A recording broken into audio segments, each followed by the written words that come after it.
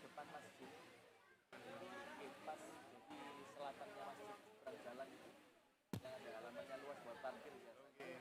Pak Kusnanto, mantan lurah. Pak Kusnanto. Kecamatan, di sana ada 6 telur. 6 desa. Kalau rumahnya Sasiki, masuk desa Sukosari, kecamatan Kasih. Kecamatan terkecil se-Kabupaten Malang. Kalau ada camat-camat yang baru, itu biasa di taruh kasih. Apa?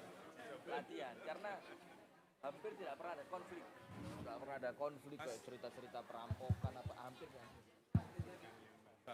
Masya Allah, amin, amin.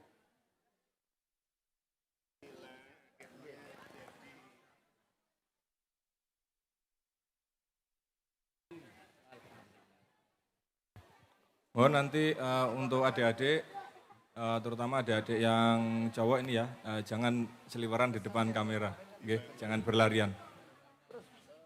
Rodo apa? Berangkang atau nunduk gitu kalau lewat lah, ternyata masih lari.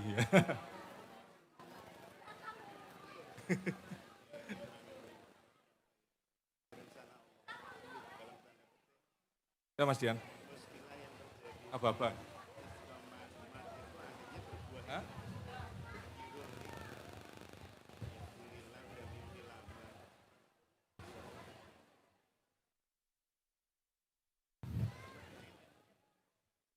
أعوذ بالله من الشيطان الرجيم بسم الله الرحمن الرحيم ولقد آتينا لقمان الحكمة أن اشكر لله ومن يشكر فإنما يشكر لنفسه ومن كفر فإن الله غني حميد وإذ قال لقمان لابنه وهو يعظه يا بني لا تشرك بالله إن الشرك لظلم عظيم ووصينا الإنسان بوالديه حملته أمه وهنا على وهن وفصاله في عامين أن اشكر لي ولوالديك إلي المصير صدق الله العظيم. Assalamualaikum warahmatullahi wabarakatuh. Alhamdulillah, hamdan katsiran thayyiban mubarakan fih. Asyhadu an la ilaha illallah wahdahu la syarikalah wa asyhadu anna Muhammadan abduhu wa rasuluh. Allahumma salli wa sallim ala nabiyyina wa sayyidina wa habibina Muhammadin sallallahu alaihi wasallam wa ala alihi wa sahbihi ajma'in. Amma ba'd. Yang terhormat para gurunda kita yang telah hadir, Ustadz Hatta, Ustadz Rifki, alhamdulillah dalam keadaan yang sejuk ini ya Ustadz, dihiasi dengan hujan yang penuh rahmat insyaallah Ustadz. Kita oleh Allah masih saja dimudahkan untuk hadir di majelis ilmu yang meriah ini Ustadz. Dan dalam rangka thalabul ilmi ini, sekaligus ini merupakan hajat besar dari Rumah Tahfidz atau Pondok Muhammadiyah Markas Qur'ani yang diasuh oleh Sadika. Ini juga dalam rangka hajat tersebut adalah salah satunya adalah liburan atau wonderful holiday namanya Ustaz. Seperti yang pernah kita adakan dulu ketika sebelum Corona tahun 2019 juga Ustadz Hatta dan Ustadz Rifki juga mendampingi kami. Alhamdulillah ini berlanjut berpindah tempat di sini Ustadz. Alhamdulillah dan semoga kedepannya ini akan semakin semarak, akan semakin ramai dan juga bermanfaat untuk terutama untuk pendidikan kita Ustadz yang hari ini semakin banyak tantangan yang menghalangi atau yang merintangi.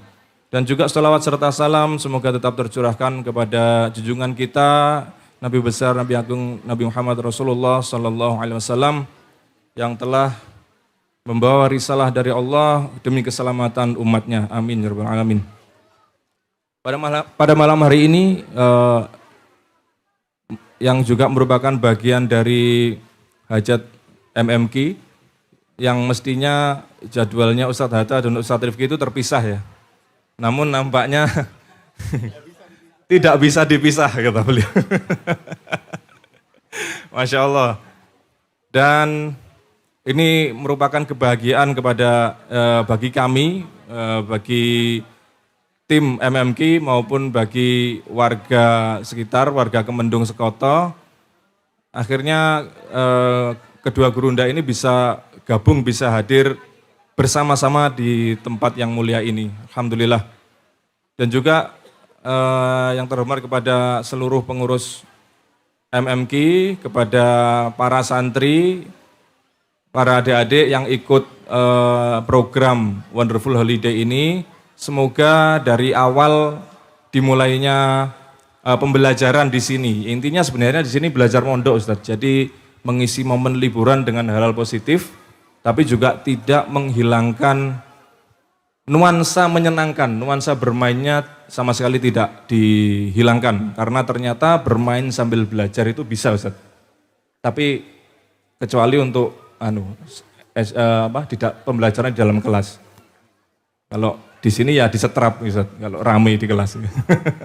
Kalau di sekolah ya. Tapi kalau di MMQ ini insya Allah jam bermainnya dan belajarnya bisa dipadukan. Ini termasuk ini saya juga bantu promosi, artinya anak saya sendiri Ustaz. Anak saya sendiri dua-duanya TK-nya itu di MMQ.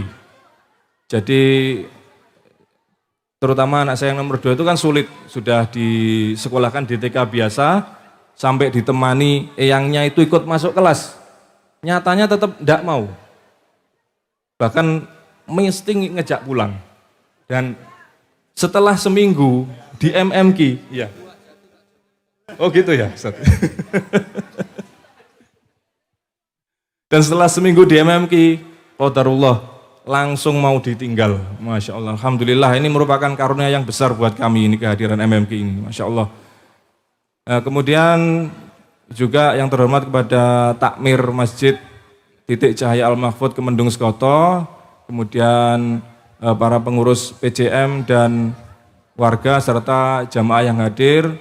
Terima kasih atas antusiasmenya pada malam hari ini untuk hadir di hajat besar MMQ yang merupakan yang tadi program liburan, dan insya Allah nanti semoga adik-adik ini kerasan, kemudian tahun depan kalau semester depan insya Allah kita akan adakan 2 gelombang, nah insya Allah ya, karena nampaknya liburan kali ini cukup pendek sehingga hanya cukup 1 gelombang, dan semoga bisa ngikuti lagi, dan yang belum ikut bisa inden kata Ustaz Dika, nggih Ustaz nggih. Bisa inden untuk liburannya tok, enggak apa-apa wis gitu. Seneng-senengnya tok, Masya Allah. Pada malam hari ini juga bersinergi dengan program dari Sabda Organizer yang biasanya kita tayangkan Senin malam. Tapi karena kemarin itu bulan lalu Ustadz Rifki setiap Senin kok izin terus gitu ya. Setiap izinnya kok 3 minggu berturut-turut, ya itu saya kok heran ya. Izin apa?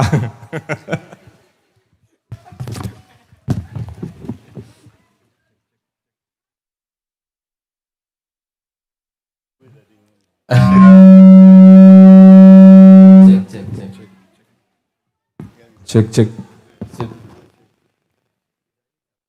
Sebenarnya 1, 2, 3. yang saya pakai ini jatahnya Ustadz Rifki memang sebenarnya. Tadi saya baca. Nggak takut kualat ya gini.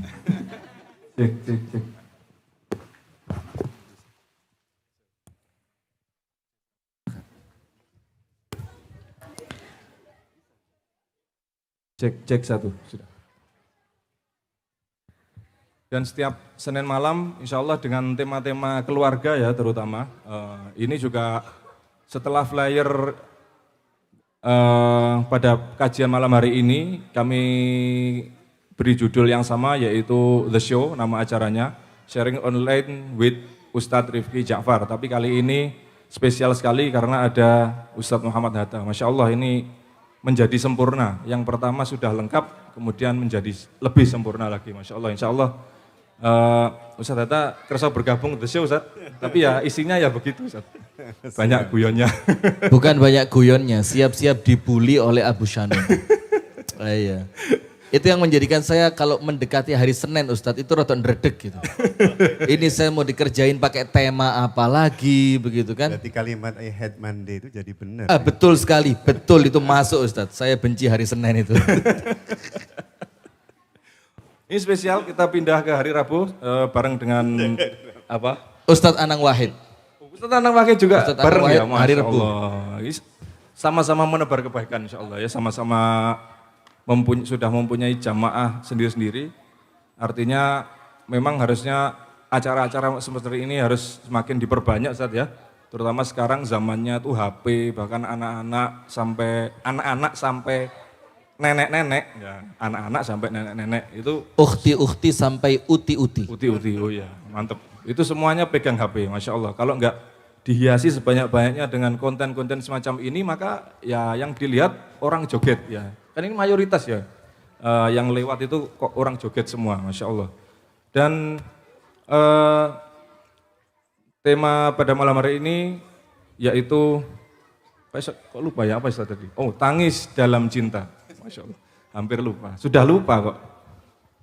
Dan tadi setelah flyer itu kita tampilkan, kita launching, itu kan kita kasih nomor kontaknya MMQ ya Ustaz. Itu ya orang curhat nyantol di situ juga Ustaz. Masya Allah. Jadi, tolong Ustadz Dika jangan dijawab ya. Ini bisa overlapping nanti. orang curhat nyantol di situ, Masya Allah. Ternyata The Show ini memang bukanlah spesialis tempat curhat. Aduh berat ini. Makanya harapan kami Ustadz, kalau Ustadz Hatta berkenan untuk masuk, itu nomor curhatan kami kasih nomornya Ustadz Hatta saja. Insya Allah semua terjawab. Kalau nomornya Abu Shanum Ustadz, ya Allah, dari 100 yang masuk belum tentu 1 yang dibaca.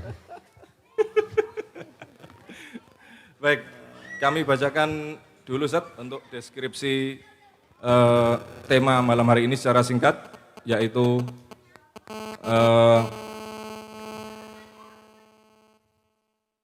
tangis dalam cinta. Cinta tak mesti berwujud tawa, tak selalu pula mencipta wajah ceria. Terkadang proses panjangnya harus melalui luka, tangis, dan uraian air mata. Masya Allah. Seperti itu Ustaz ya? Luar biasa, Abu Shanum banget. Boleh ya.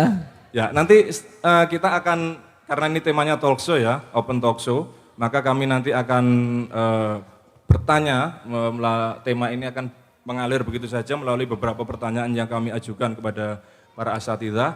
Nanti juga pemirsa yang hadir atau jamaah yang hadir bisa ikut bertanya seputar tema pada malam hari ini.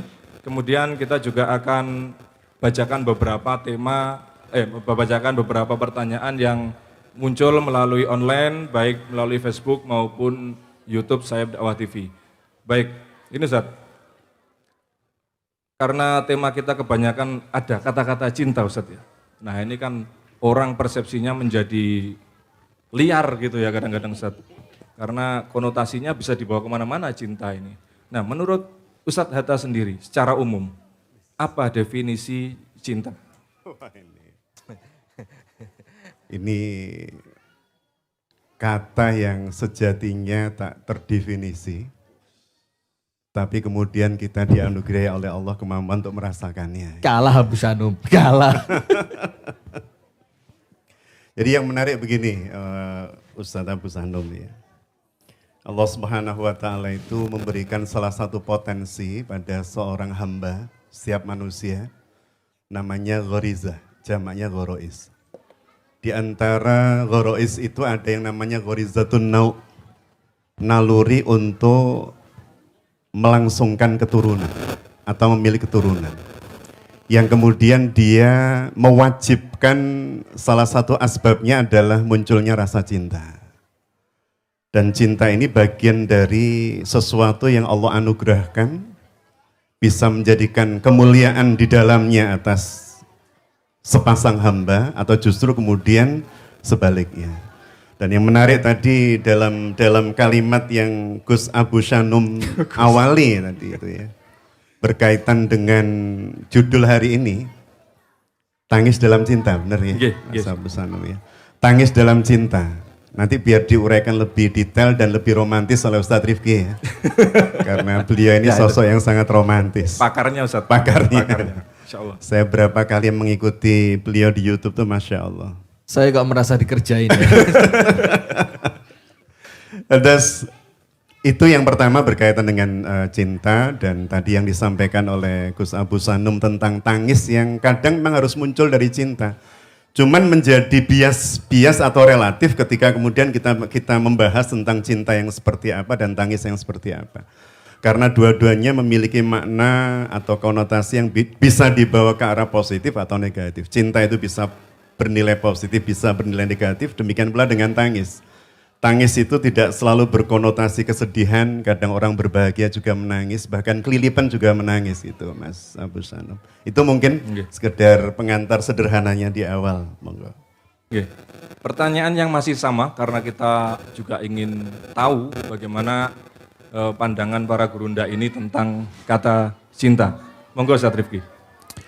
Baik, bismillahirrahmanirrahim. Alhamdulillahirabbil alamin. Assalatu wassalamu ala asyrafil al-anbiya wal mursalin nabiyina Muhammadin wa ala alihi wa sahbihi ajma'in. Amma ba'du. Pertama-tama yang kami hormati, yang kami muliakan, dan jujur ya, ini bukan basa-basi karena saya udah nampaknya kecapean kalau kumpul ustadz-ustadz itu basa-basi terus. Oh antum yang lebih pantas, capek sudah. Kita mau apa deh, tapi kalau sama beliau ini jujur, itu kekaguman tidak pernah berhenti. Ada aja yang bikin kagum, itu ada aja. Dan waktu kami umroh kemarin berdua, itu suasana kredit, KB orang ngeluh, ini sumpek kita ini kenapa jadi begini. Dan itu ternyata beliau datang bawa solusi dan semuanya selesai. Masya Allah, dan itu luar biasa. Mudah-mudahan Allah panjangkan usia beliau dalam ketaatan kepada Allah, dalam keadaan sehat walafiat, dan Allah jadikan setiap langkah beliau mendatangkan manfaat dan kebaikan untuk umat Islam. Amin, amin ya rabbal alamin. Dan kepada host tercinta kami, sudah kalau sama beliau ini wis eker-ekeran iyo, guyon iyo, serius iyo, macam-macam. Karena kami di SDO ini memang semuanya hampir seumuran. Saya, Al-Akh Abu Syanum, Mas Arif, Mas Dian, kemudian teman-teman yang lain hampir seumuran. Jadi yo guyon, yo eker-ekeran, yo serius. Tapi alhamdulillah mudah-mudahan semuanya itu dalam rangka untuk memperkuat ukhuwah di antara kita dan menjadikan dakwah ini semakin bernilai. Amin ya rabbal alamin.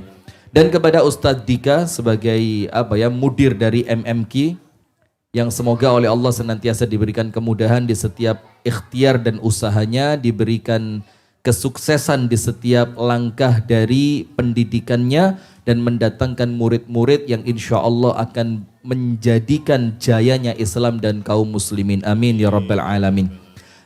Saya langsung jawab satu, ada kata-kata cinta di sana, salah satunya ya, yaitu ketika Allah Ta'ala berfirman, Qul in kuntum tuhibbunallah fattabi'uni yuhbibkumullah wa yaghfir lakum dhunubakum.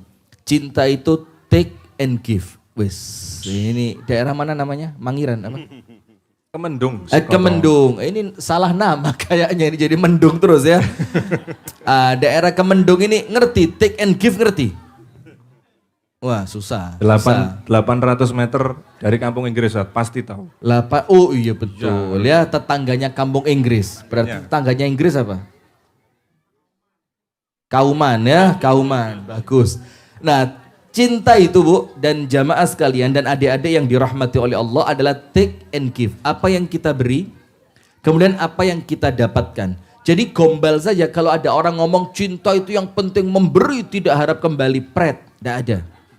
Iya serius. Hatta suami istri, itulah makanya ada hak dan kewajiban. Orang tua dengan anak, guru dengan murid, semuanya begitu. Teman dengan temannya.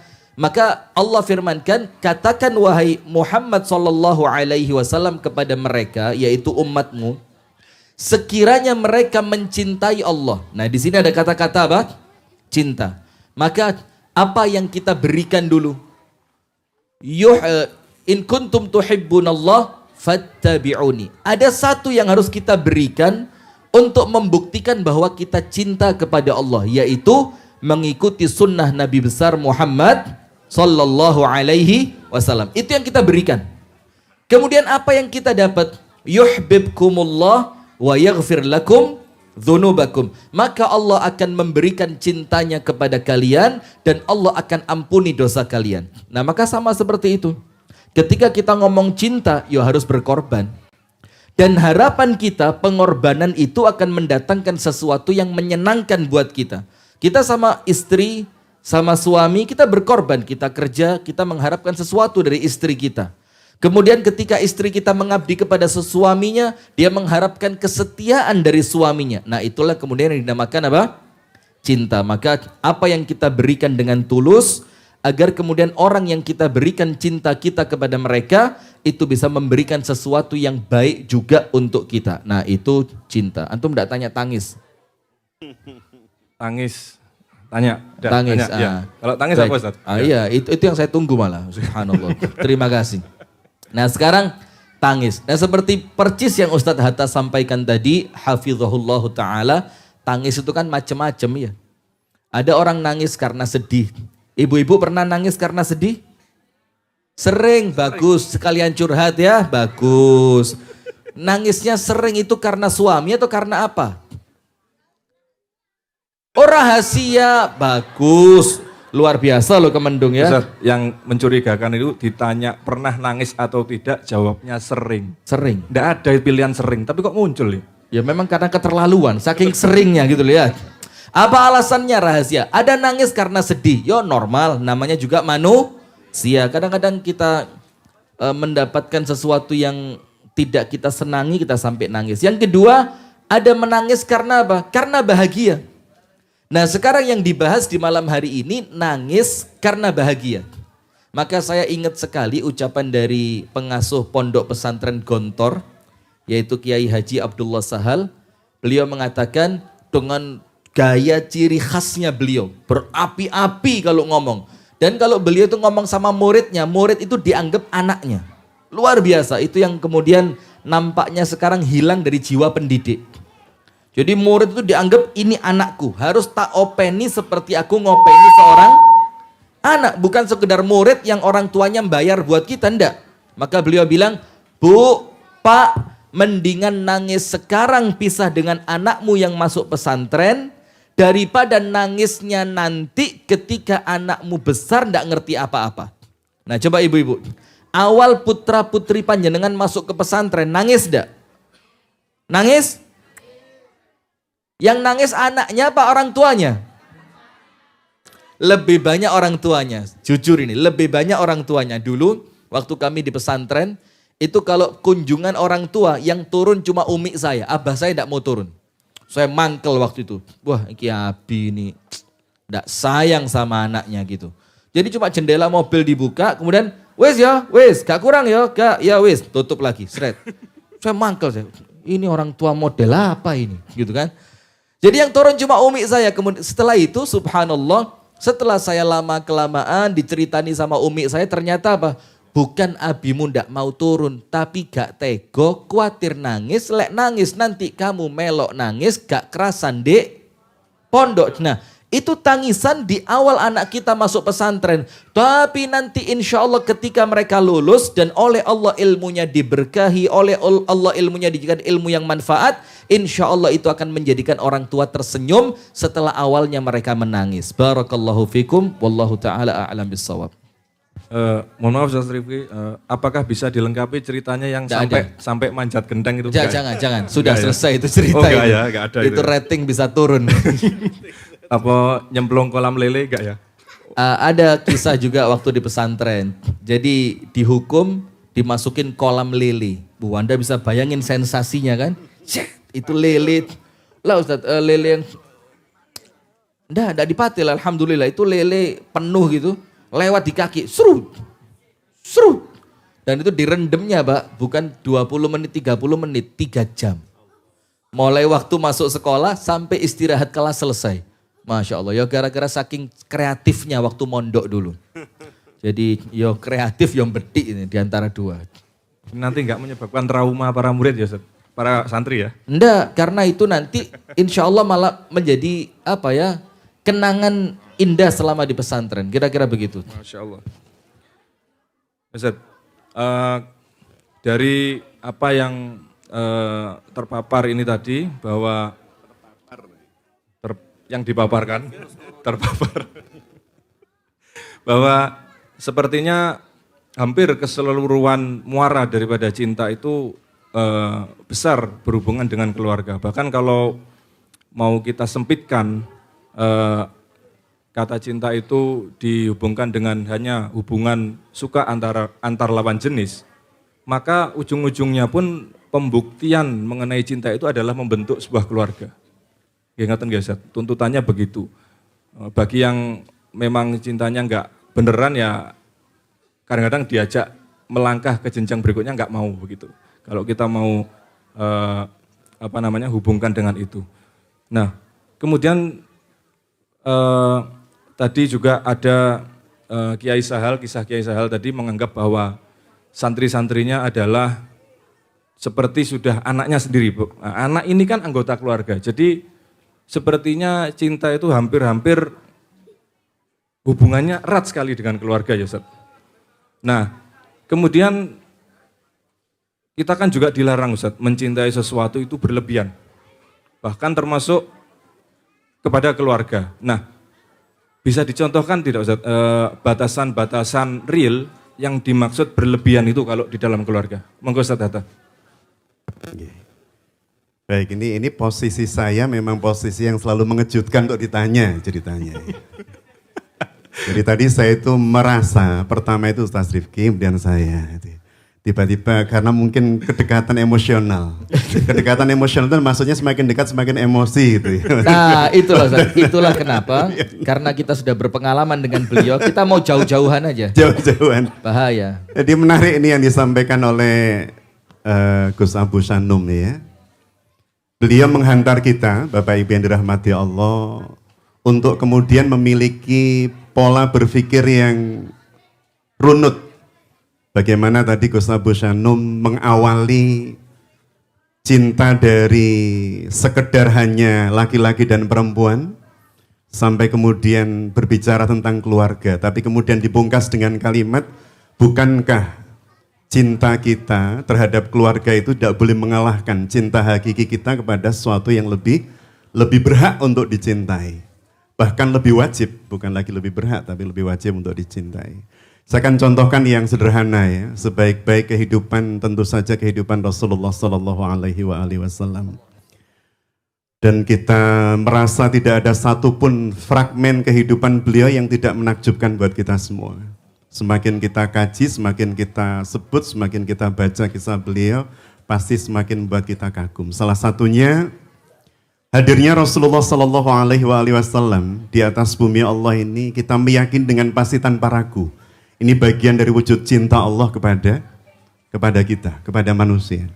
Maka dihadirkanlah kemudian bentuk aplikasi atau aplikatif dari Quran yang merupakan wahyu Allah Subhanahu wa taala, agar supaya kita tidak kesulitan menerjemahkan. Dalam praktek kehidupan langsung dihadirkan Rasulullah sallallahu alaihi wasallam. Dan ketika Rasulullah sallallahu alaihi wasallam hadir di tengah-tengah kita, apa-apa yang beliau contohkan itu hampir seluruhnya. Bahkan bukan hampir seluruhnya dari A sampai Z itu merupakan wujud cinta beliau terhadap umat. Salah satunya misalnya, ketika terjadi kasus seorang wanita dari sebuah kabilah yang mencuri, sampai kemudian muncul usulan agar wanita yang dari kalangan bangsawan ini tidak mendapatkan hukuman yang berat. Maka kemudian mereka berencana untuk menghubungi putra atau cucu angkat Rasulullah sallallahu alaihi wasallam, namanya Usama bin Zaid radhiyallahu anhu, putra dari Zaid bin Harisah radhiyallahu anhu. Harapan mereka melalui Usama yang kemudian harus dipotong pergelangan tangannya sebagaimana Allah firmankan dalam surah Al-Maidah. Tapi apa yang terjadi ketika kemudian Usama bin Zaid, laki-laki yang Rasul sangat cintai, yang ketika Rasul memasuki Makkah dalam Fathu Makkah berada di atas punggung Qaswa, unta milik Rasulullah sallallahu alaihi wasallam. Ternyata Rasulullah sallallahu alaihi wasallam mengawal dengan kalimat laukana Fatimah. Atau orang yang memenuhi hati saya dengan kecintaan.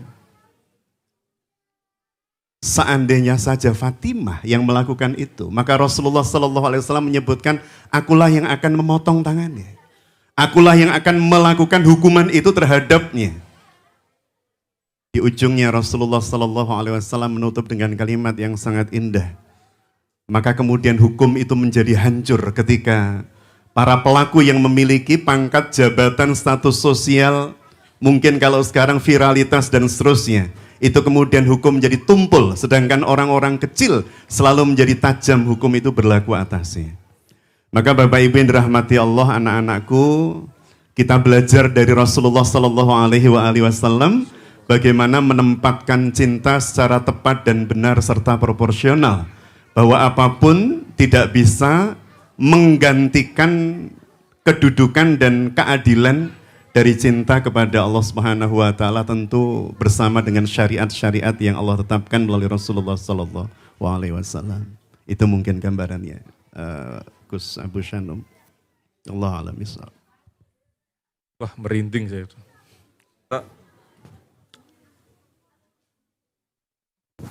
Dengan pertanyaan yang serupa Ustaz Rifki. Dengan pertanyaan yang sama ya. Yang sama Ustaz. Luar biasa. Memang ini pertanyaan urutan yang hidup. pas. Iya, bagus. Jazakum dika ya. Ada Sip, ya. santriwan dan santriwati. Dan ini sekedar untuk diberitahukan ya kepada pemirsa Madani TV bahwasannya kita sedang berada di MMQ. Ya. Apa kepanjangannya? Muhammadiyah Markas Qur'ani. Muhammadiyah Markas Qur'ani. Jadi pondok pesantren, ada sekolah Al-Qur'annya, begitu ya. Ya. Yang insya Allah ini sedang mengadakan pondok pesantren liburan. Apa namanya? Wonderful Holiday. Wonderful Holiday. Dan alhamdulillah ini proses pengenalan bahwa ternyata mondok itu tidak menyeramkan, cuma menakutkan saja. Enggak menyeramkan, mondok itu ternyata menyenangkan. Jadi insya Allah ini acara malam hari ini salah satu di antara agenda acara Wonderful Holiday. Nah baik, kemudian seperti yang ditanyakan oleh Al-Akh Abu Shanum, barakallahu fihi, yaitu tentang berlebihan dalam mencintai keluarga atau yang lain. Nah contohnya begini, sekarang kan banyak orang tua dalam keluarga yang ekonominya Masya Allah mapan, bahkan bisa dibilang kaya gitu ya. Tapi kemudian datang kepada banyak ustadz, ya termasuk mungkin Ustadz Muhammad Hatta memiliki cerita yang sama dan ustadz-ustadz yang lain. Itu kemudian mereka mengatakan, Ustadz, kalau urusan uang, insya Allah saya sudah tidak panik sama sekali, tidak bingung. Bahkan kalau dibahasakan mungkin ya, uangnya itu mungkin tidak habis 7 turunan.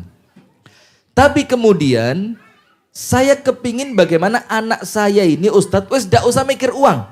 Uang biar ayahmu yang terlanjur kerja yang membiayai. Tapi kamu jadilah anak yang ngerti agama, anak yang hafiz Al-Quran, hafizho Al-Quran, anak yang kemudian bisa menjadi ulama besar, dibiayai, dipondokkan ke sana, tidak cocok, dipindah ke sini tidak cocok, pindah lagi ke tempat yang lain. Sampai orang tuanya merasa apa? Merasa jenuh. Dia putus asa. Nah ini merupakan bagaimana ternyata bisa jadi diawali dengan cara mencintai anak di awalnya yang salah. Iya enggak? Maka ada kisahnya Buya Hamka. Buya Hamka itu punya teman di Medan yang kemudian dia orang paling kaya di zaman itu dan mobilnya dia itu diceritakan oleh Buya Hamka itu build up dari Singapura. Singapura masuk Batam kemudian masuk ke Medan. Nah sudah dan dia mobilnya bagus-bagus.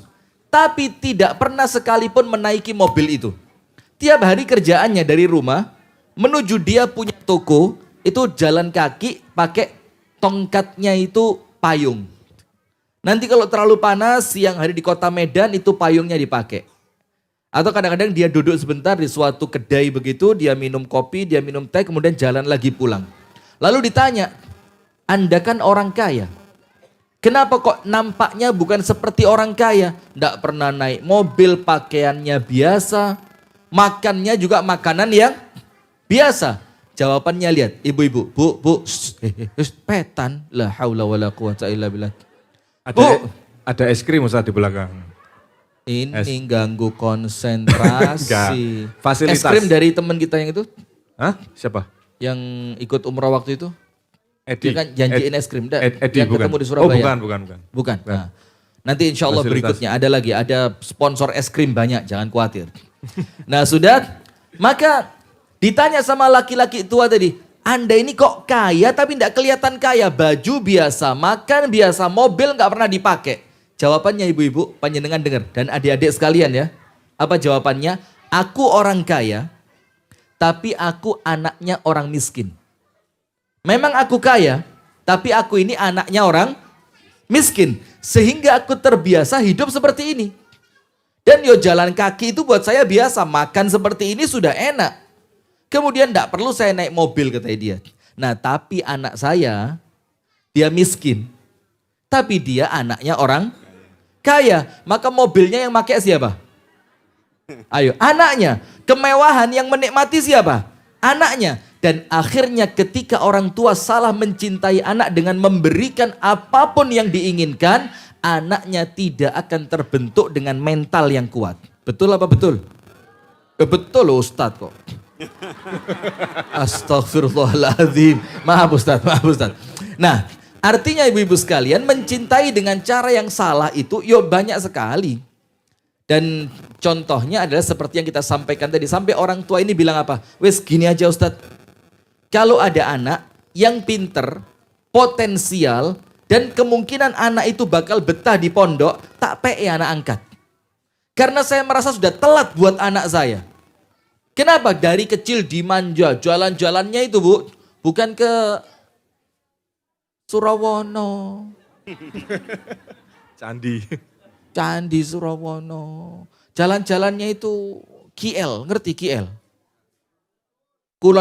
Kilen Lepen. KL, Kuala Lumpur. Nah, jalan-jalan Kuala Paris, kemudian wes enak-enak toh. Sampai kemudian ketika mereka besar, mereka tidak terdidik dengan jiwa perjuangan.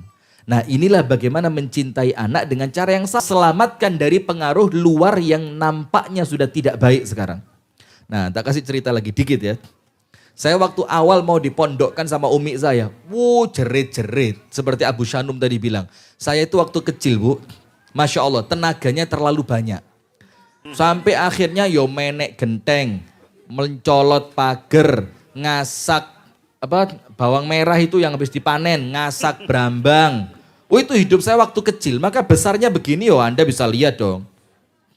Ciliane nakal tiba ya kan? Nah sudah, jazakallah khair Ustaz. Maka umi saya itu ngomong, nak mondok ya. Saya berontak, saya bilang, oh enggak adil. Kakak saya yang 3, nomor 1, nomor 2, nomor 3, enggak ada yang mondok. Semuanya di rumah enak, pulang ke rumah ketemu orang tua, makanannya enak, tidur sak karepe, enggak ada waktunya gitu.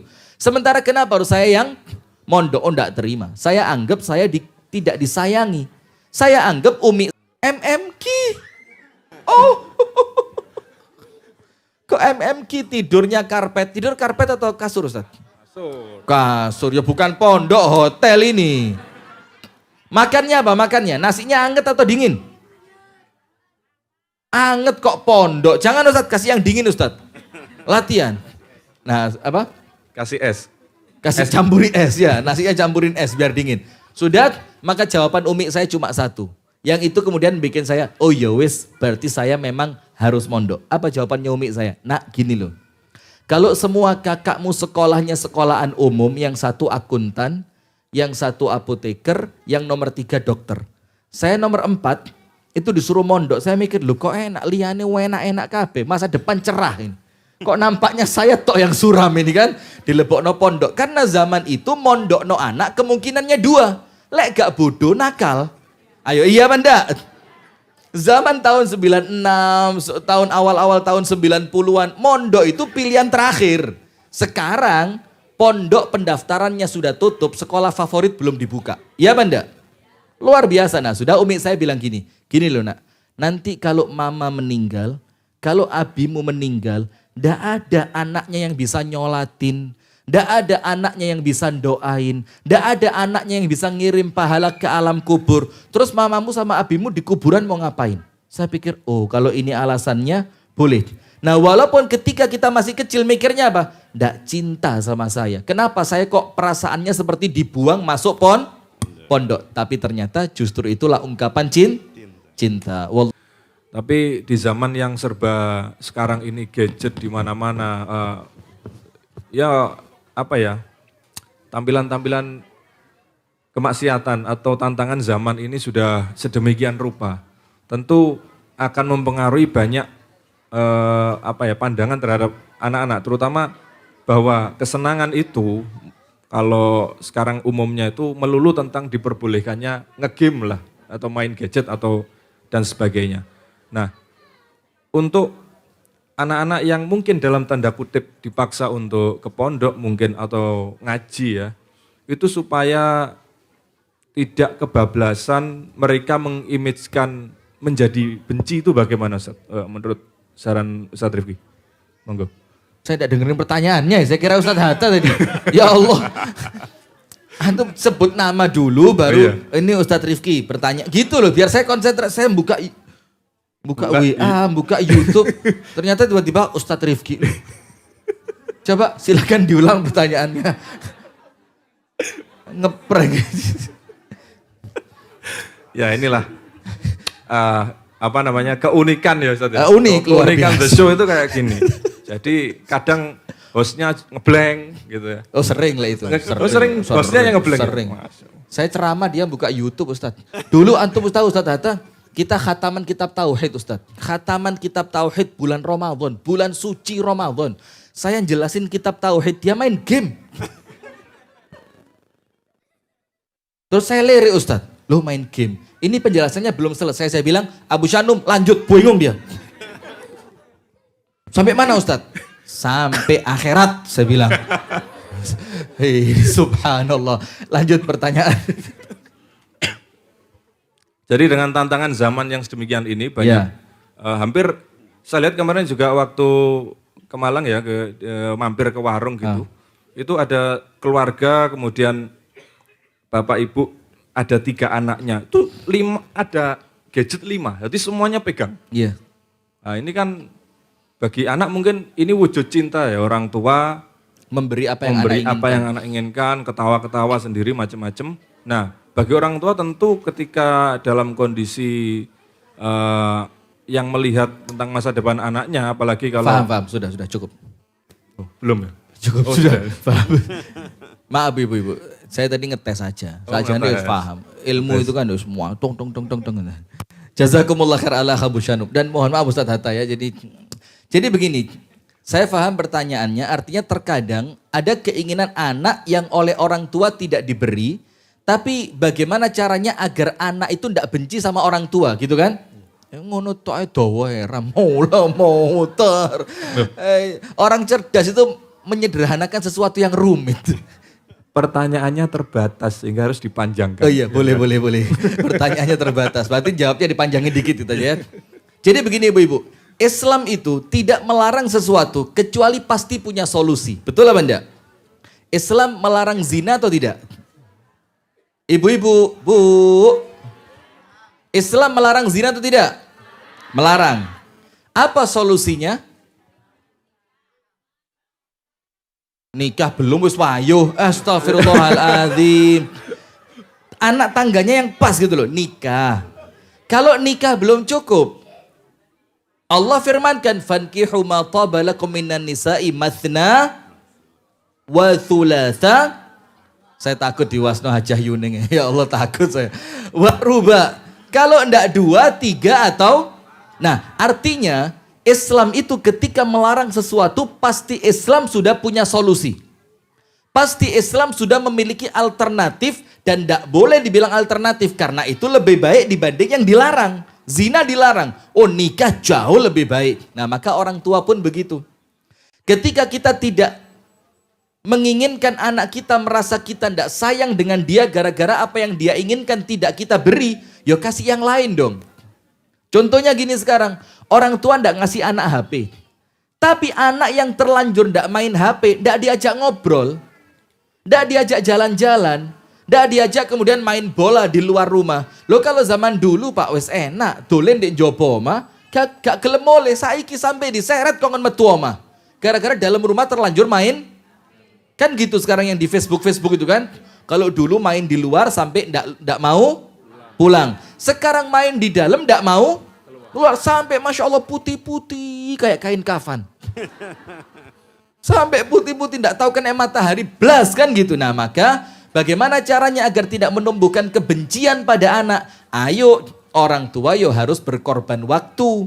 Berkorban mendampingi anak dan ingat tidak ada pengorbanan yang tidak berbalas. Seperti yang awal tadi kan, ketika di waktu kecil kita betul-betul perhatian sama anak kita. Bukan HP yang perhatian sama dia, orang tuanya perhatian sama anak. Diajak ngobrol, yuk main yuk bikin pesawat-pesawatan dari kertas gitu kan. Atau bikin apa? Layangan, yuk bikin layangan sendiri. Atau nanti dibelikan bola diisi pasir sampai penuh, ayo nak main bola. Ah enggak ngerti. Beli bola, Bu, jangan G, ini masuk TV nasional ini. Ya gitu loh, G. Bu, nah itu baru pas. Biar enggak kayak penonton bayaran di TV-TV dulu. Ini kan, oh ini kalau di TV kan penontonnya bayaran Ustadz. Nah sudah, maka bagaimana? Tidak ada yang tidak berbalas. Kalau perhatiannya anak di waktu kecil habis dengan HP, nanti ketika anak kita besar, anak kita merasa enggak utang budi sama orang tua. Kenapa? Waktu aku kecil dia sibuk dengan dunianya kok. Nah itulah kenapa, maaf betul.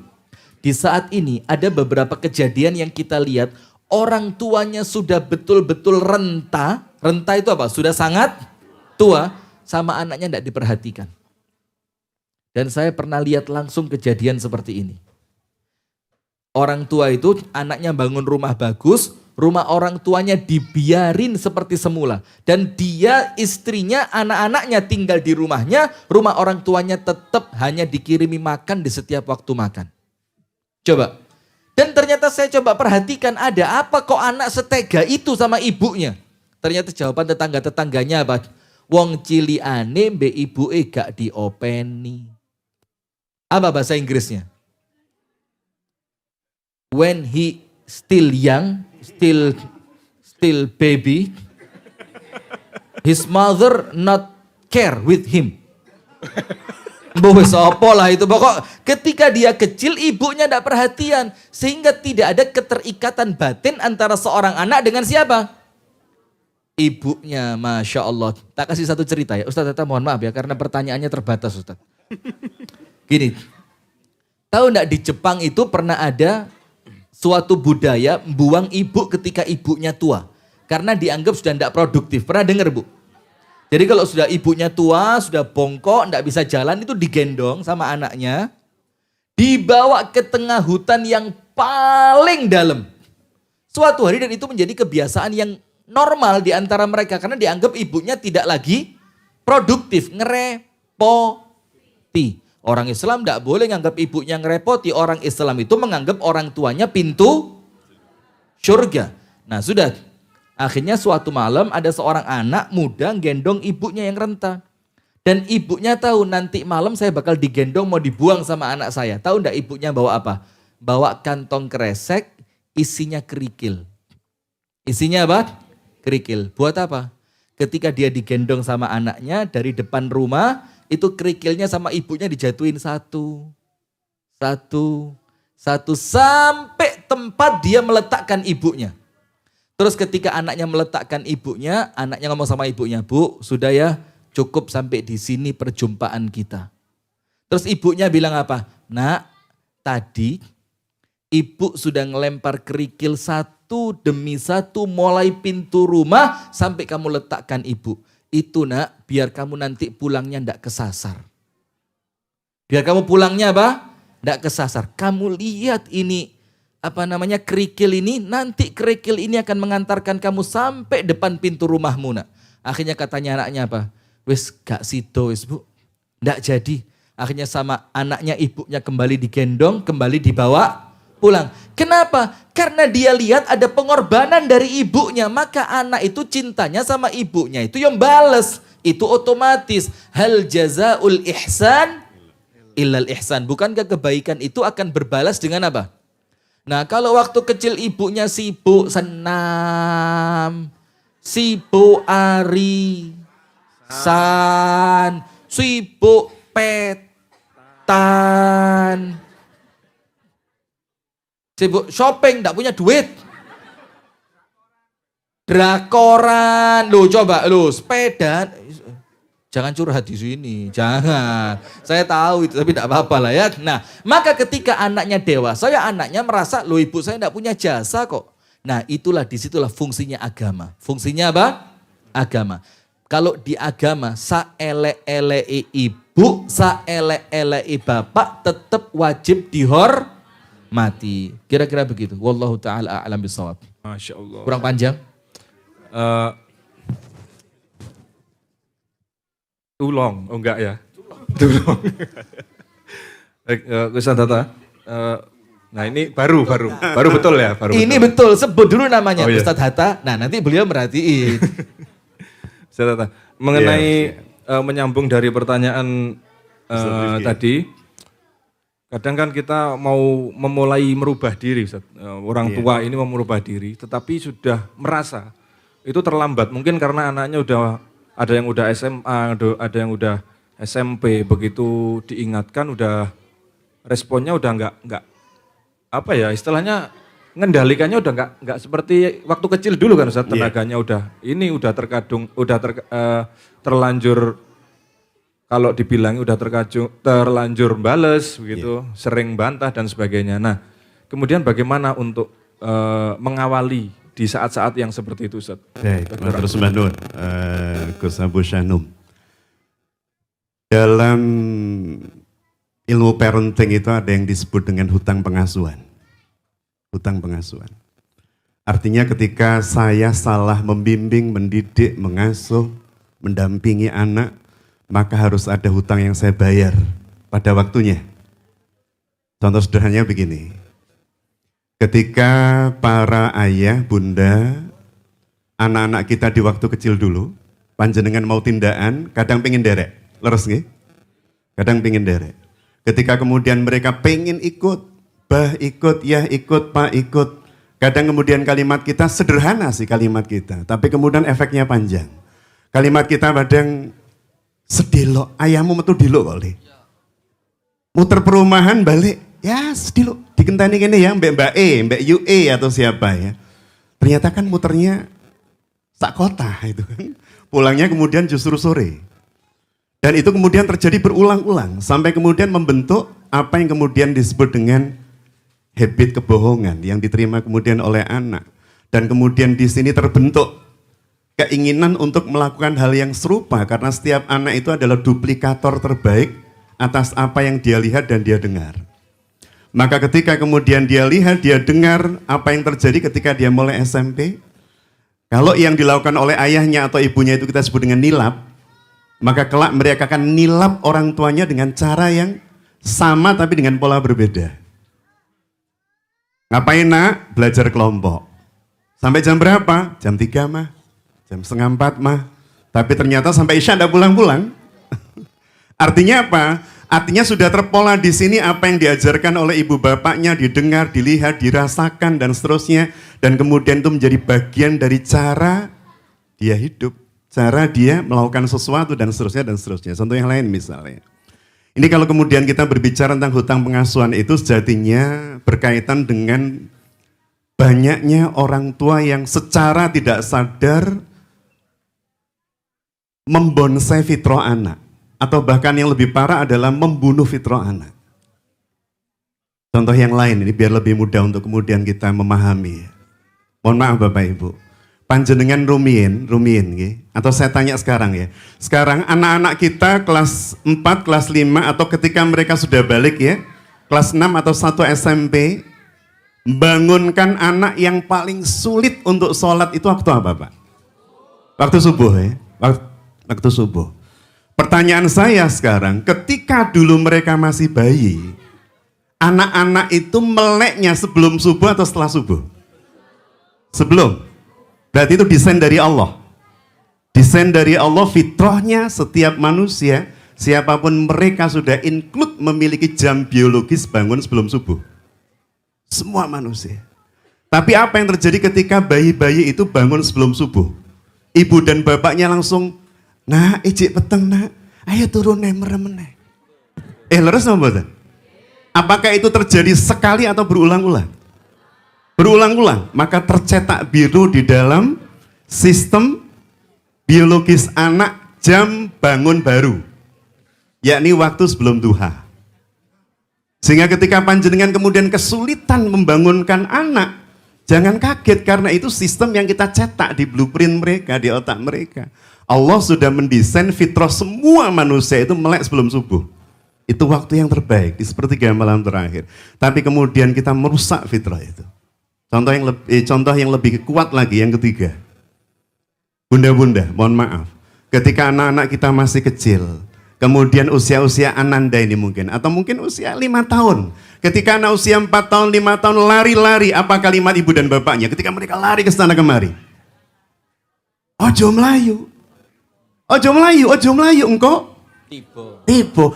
Jangan lari, nanti jatuh. Dan ketika anak itu jatuh, lola tenan, dikandani kok. Kalau bapaknya nggak komennya nggak begitu. Tenang bapaknya paling wapok itu udah. Coba kita lihat apa yang terjadi ketika anak lari, ojo melayu. Padahal fitrah anak itu bergerak.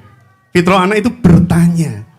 Fitrah anak itu Masya Allah, kreativitasnya mereka didesain oleh Allah luar biasa sejak mereka kecil itu. Tapi kemudian kita matikan fitrah-fitrah itu dengan kalimat Ojo melayu. Contoh sederhana ya, maka nggak kaget Gus Abu Shanum kalau sampai hari ini Indonesia belum punya sprinter tingkat internasional. Karena sejak kecil ojo melayu. Maka kita nggak punya Usain Bolt, kita nggak punya Carl Lewis, kita nggak punya. Salah satunya itu ya. Contoh lain, sekalian itu ya. Kan pertanyaannya sedikit tadi ya. Mohon maaf. Contoh yang lain lagi ini biar lebih clear Bapak Ibu.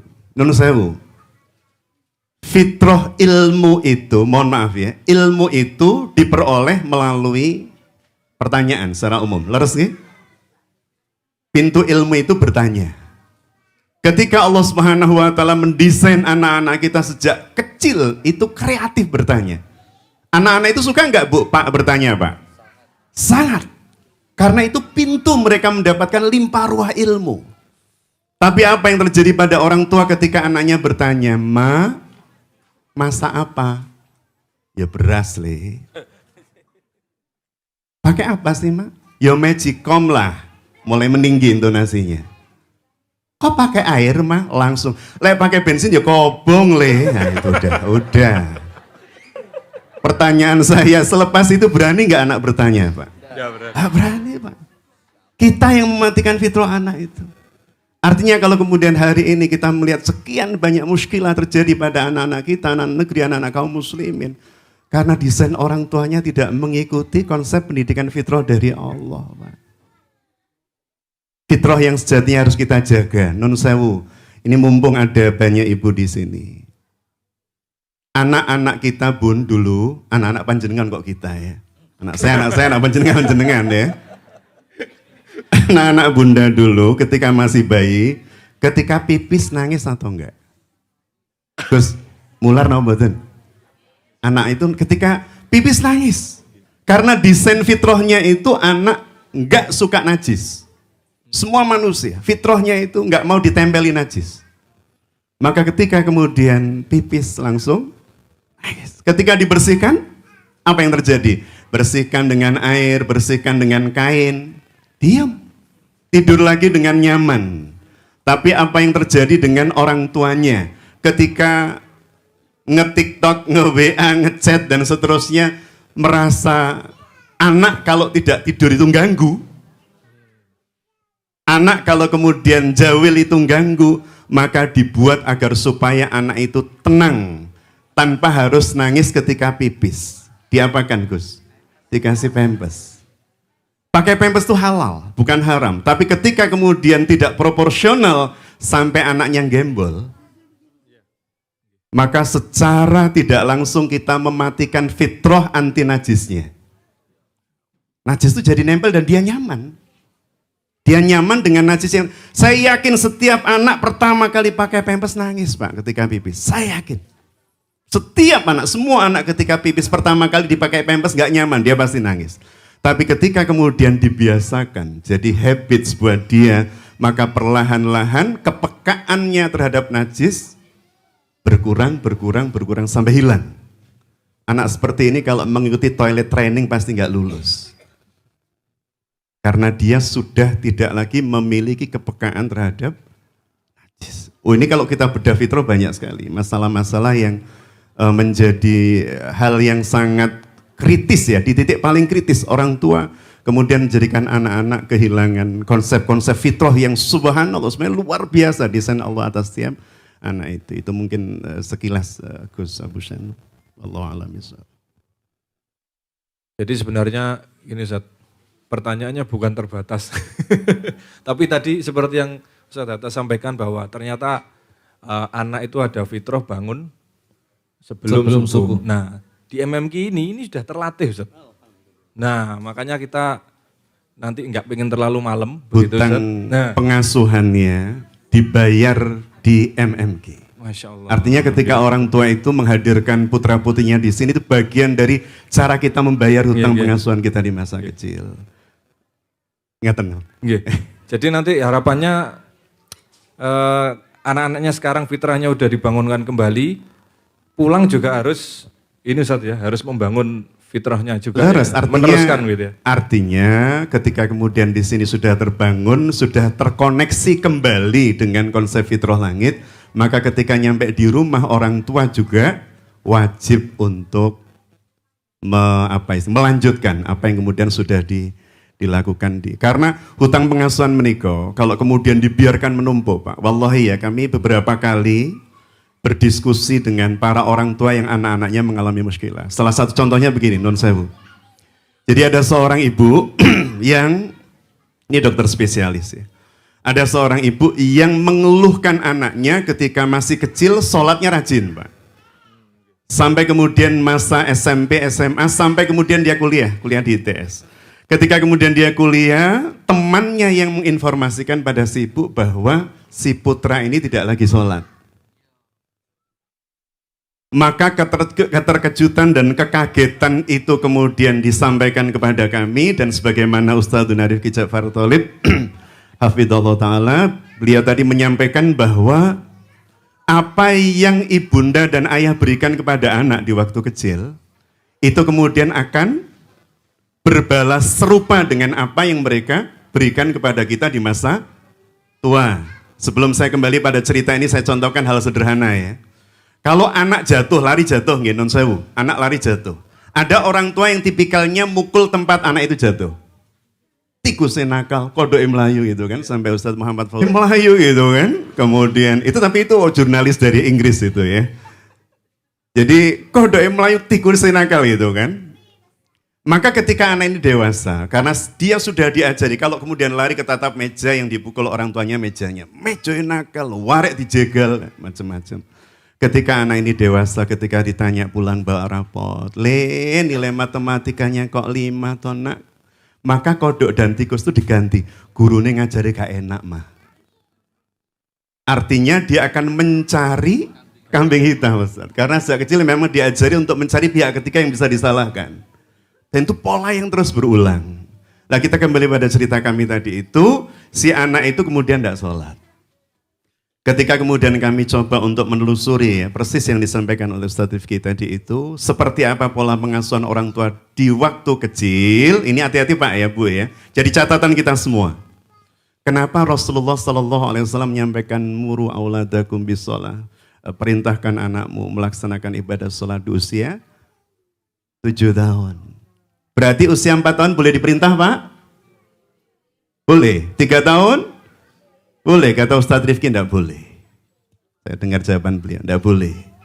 Yang boleh apa? Diajak. Kalau jenengan menjawab boleh diperintah berarti kita lebih pintar dari Rasulullah SAW. Rasul mengatakan perintahkan anakmu baru diperintah di usia 7.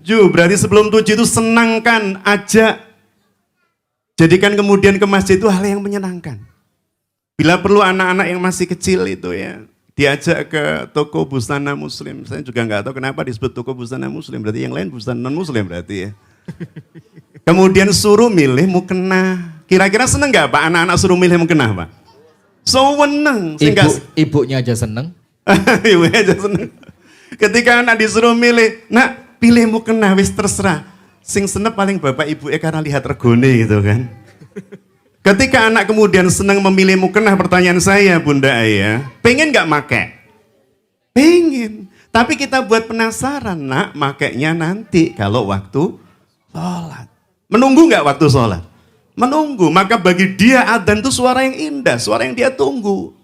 Maka jangan di cancel ketika anak itu menunggu-nunggu waktu sholat. Kok lama tuh waktu sholat? Pas adzan Allahu Akbar. Komentar ibu, kok ya wis adzan meneh tuh. Anaknya sudah menunggu waktu sholat itu ya, tapi kemudian melihat komentar ibunya dan bapaknya ketika Allahu Akbar, kok wis adzan meneh tuh. Itu anak mengalami split personality, artinya dia pengen, dia rindu waktu sholat, di sisi lain dia melihat contoh dan teladannya itu merasa nggak nyaman kalau dengar waktu sholat. Dan ternyata anak ini kasusnya Bunda Ayah. Dia tuh sholat selalu merasa diawasi, dipaksa, dan seterusnya, dan seterusnya. Tidak pernah kemudian sholat itu menjadi sesuatu yang menyenangkan. Betapa banyak anak-anak melaksanakan sholat sambil pipinya begini. Sholat tapi begini. Artinya dia tidak merasa nyaman. Berjumpa dengan Allah itu bagi dia, kalau tadi Ustadz Ifki mengatakan, tiap ketemu hari Senin itu dek.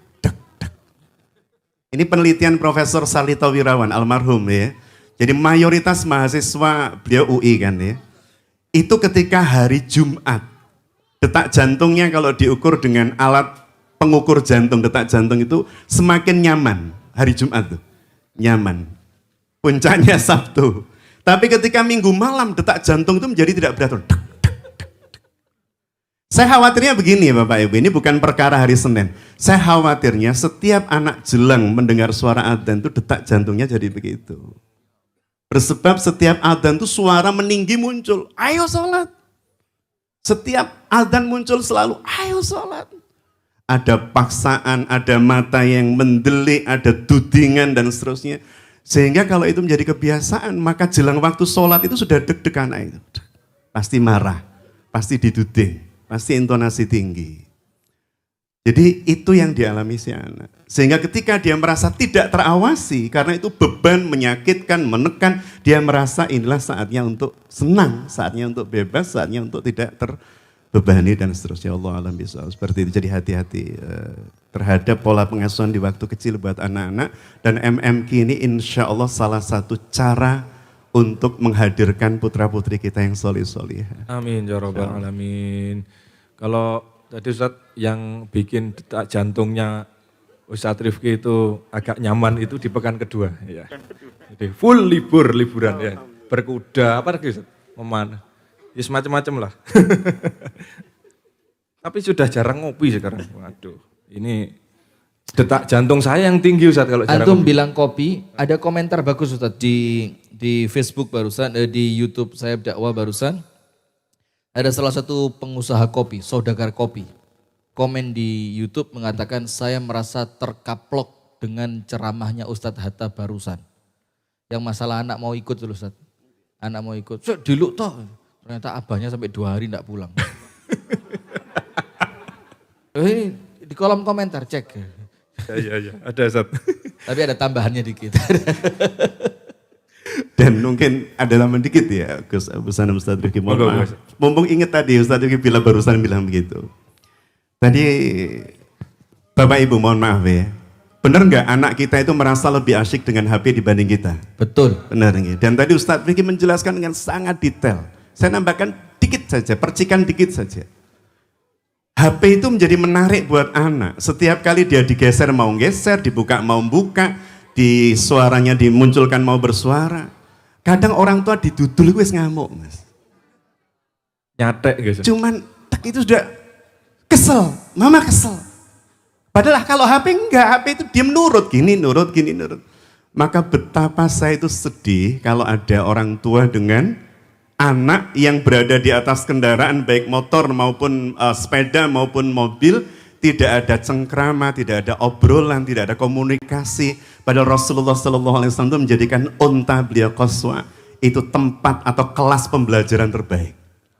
Salah satu kelas pembelajaran terbaik. Dan kita menjadikan kendaraan kita itu tempat untuk meneng-menengan sibuk dengan HP masing-masing dan seterusnya. Dan saya mengajari diri saya sendiri kalau gonceng anak dulu di waktu kecil selalu saya taruh depan agar supaya telinganya dekat dengan mulut saya, bisa ngobrol, bisa kita titip pesan dan seterusnya. Itu mungkin mumpung masih ingat. Kadang itu gini Ustaz, ada momen di mana sebenarnya orang tua ini sudah mulai ini Ustaz ya, mulai membuka mata tentang parenting, artinya ada tips-tips juga kan Ustaz secara teknis itu membatasi anak untuk main gadget 5 menit atau 10 menit itu. Tapi kadang sambil begini, kan sudah saya bilangi 10 menit, sudah selesai toh, tapi sambil geser juga. Nah itu menurut Ustadz Rifki gimana? Lah ini ada obrolan saya dengan Ustadz Muhammad Hatta kira-kira setahun yang lalu. Di mobil kita mau jalan ke Kalipang. Itu memang ada bukan percikan ya, gerojokan, tapi dari kalimat-kalimat yang nampaknya singkat tapi maknanya luar biasa. Beliau cerita begini, kadang-kadang kita ini nyuruh anak kita untuk tidak berteriak, tapi kita memerintahkannya sambil teriak, jangan teriak! Anak kita bingung, ini ndak boleh teriak, tapi orang tuanya nyuntui, ayo bu, nggih napa nggih? Oh jangan teriak kok ngongkone mbek jerit. Jangan teriak. Bingung anaknya kaget. Ini larangan atau contoh? Larangannya ndak boleh tapi contohnya boleh. Ya, cukup itu aja saya rasa. Iya. Apa tadi? Ditambahkan sedikit saat saya mau ganti baterai dulu. Oh iya bagus. Pertanyaannya lupa saya. Ya itu tadi Ustaz, sama. Ya, apa? kita sering batasi anak-anak HP, tapi sambil megang HP juga gitu loh. Baik, Oh, iya. baik. Nah maka begini, ada dalam Islam itu, ini barusan kami kaji tadi pagi ya. Ada satu hadis dalam kitab Bulughul Maram diriwayatkan oleh Imam Bukhari dan Imam Muslim, itu hadisnya begini, kurang lebih bunyinya. Man dalla ala khairin falahu ajrun ka ajri fa'ilihi. Orang yang mencontohkan kebaikan, maka dia mendapatkan pahala seperti orang yang mencontohnya. Jadi kalau kita yang memberi contoh, kemudian contoh kita sama orang lain diikuti, dan yang ikuti 10 orang, 20 orang, 30 orang, maka 30 orang tadi dapat pahala, dan kita dapat pahalanya 30 orang itu tanpa mengurangi pahala mereka. Itu memberi apa? Contoh, dalam riwayat yang lain, man sanna fil islami sunnatan hasanatan falahu ajruha wa ajru man amila biha ila yaumil qiyamah. Barang siapa ngasih contoh kebaikan di dalam agama Islam, maka dia mendapatkan pahala memberi contoh dan pahala orang yang mencontohnya sampai hari kiamat. Nah, yang paling pantas untuk kita beri contoh terbaik itu siapa? Qu anfusakum wa ahlikum narot. Bagaimana mungkin kita akan memperbaiki orang lain sementara diri kita sendiri belum baik? Maka bapaknya dulu, para ayah. Nah, mana? Ayah mana ini? Ini kok kayak kakek semua. Coba para ayah. Sebelah sana ya. Itu ayah nopo kakek, Mbah Kong nopo bapak? Oh Kong ya, Masya Allah Kong, mudah-mudahan panjang umur, sehat walafiat, istiqomah ibadah. Amin. Nah sudah, yang pertama perbaiki diri. Kalau kita berusaha memperbaiki diri, ikhtiar kita memperbaiki diri sama anak dilihat apa enggak? Bu, Bu, sama anak-anak dilihat atau tidak? Nah maka proses kita memperbaiki diri saja itu sudah pelajaran buat anak kita. Bagaimana kita ikhtiar melatih diri membaca Al-Quran, bagaimana kita ikhtiar melatih diri sholat tepat waktu, bagaimana kita ikhtiar ngomong yang sopan kepada ibunya mereka, yaitu istri kita, bagaimana ibu-ibu ikhtiar menunjukkan di hadapan anak kalau sama suami itu yang serius. Sama suami yang apa? Pengertian. Dilihat dong kalau suaminya mulai genit-genit. Iya mas, aku ngerti kok mas. Wis monggo budalo wis mas. Sama suami yang apa? Setuju pak? Mantap. Kompak. Di Kota Batu pernah ada cerita begini. Ini kisah nyata, bukan cerita dongeng, tidak ada kenyataan. Ini kisah nyata. Panjenengan pernah tahu Masjid Jami' Kota Batu sebelah utaranya alun-alun. Nah, di masjid besar itu kan banyak bis wisata mampir kalau sholat maghrib, rame gitu. Nah, di sana Pak ada ODGJ. ODGJ itu kalau bahasa kita sebelumnya orang gangguan jiwa gitu loh. Sudah, tapi bersih. Karena dia masih pulang terus ke rumahnya. Dirawat sama anak perempuannya, digantiin bajunya, dikasih makan, nanti keluar lagi. Nah, itu wisatawan ketinggalan sholat maghrib. Ternyata yang ODGJ ini jadi sholat dia. Allahu Akbar. Di belakangnya dia itu wisatawan ikut sholat. Rame ada 2-3 soft di belakangnya. Itu Masjid Jami'. Takmirnya toleh-tolehan.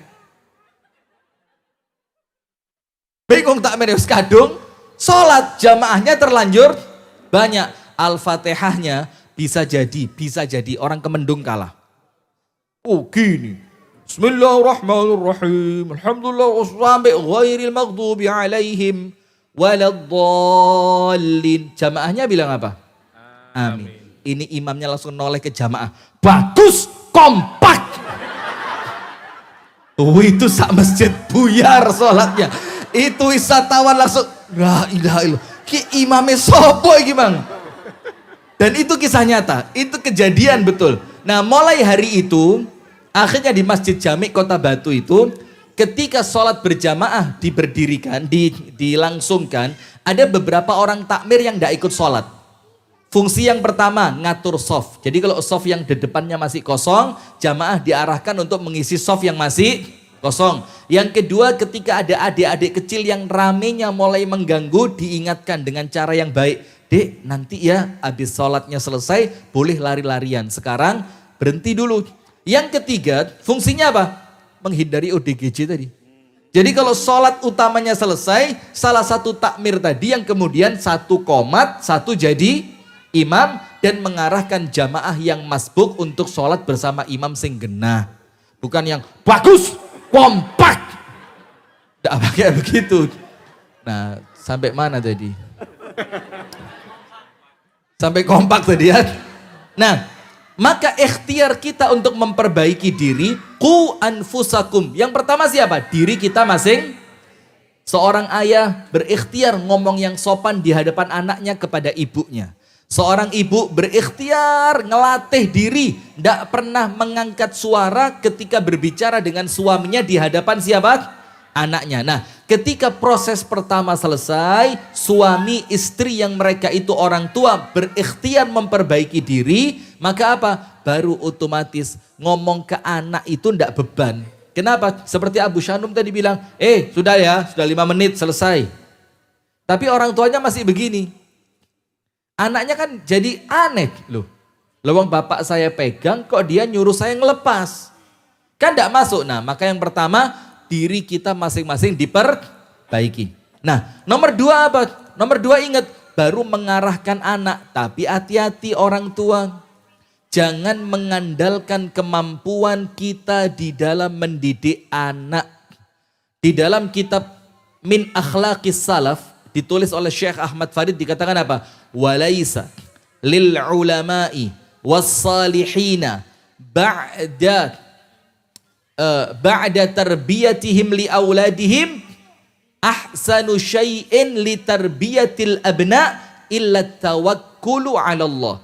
Tidak ada yang dimengerti oleh orang-orang soleh dan ahli ibadah ketika mereka mendidik anak setelah ikhtiar mereka. Ingat loh ya, setelah apa?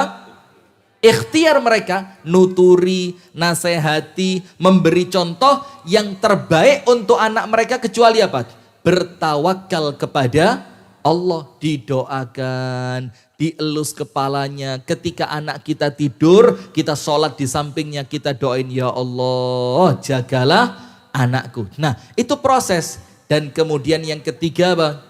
Mengikat rumah tangga kita, orang tua, suami, istri, anak dengan apa? Akhirat. Nah seperti Ustadz Muhammad Hatta tadi bilang, hafizahullahu ta'ala, ini anak kenapa kecilnya rajin sholat setelah dewasa tidak mau sholat? Gara-gara dulu sholat di bawah tekanan.